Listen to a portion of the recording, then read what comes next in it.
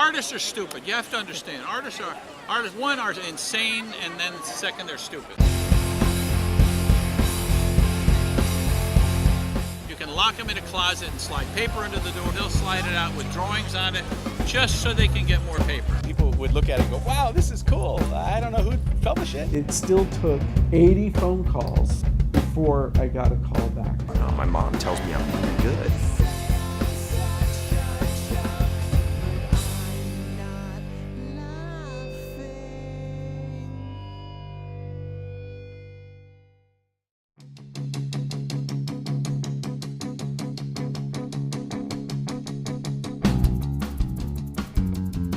Now, at some point, you lost.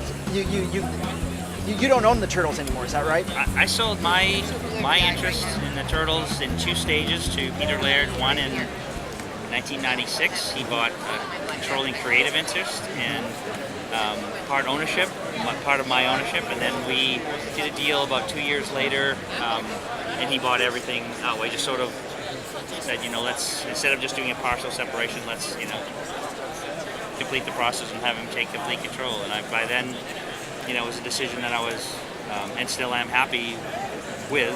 Is that by then Peter and I had worked on the Turtles for 20 years plus years. So I felt that I owned Heavy Metal Magazine.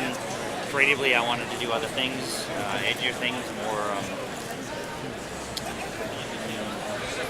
I always felt like my closest role models, influences as artists were guys like Jack Kirby and Richard Corbin, and these guys didn't work on one idea. Jack Kirby created universes of characters again and again and again, and I always felt like, that's what I wanted to do.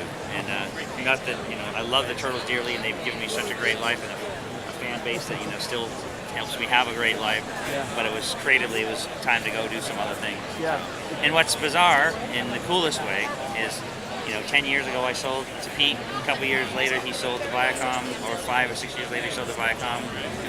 And now I'm working on all Turtle stuff again and having, quite simply, the best time of my life. It's like, it's nice.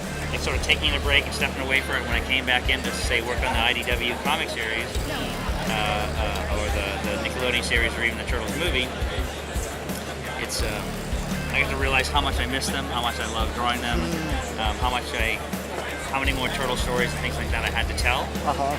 And that was the fantastic part.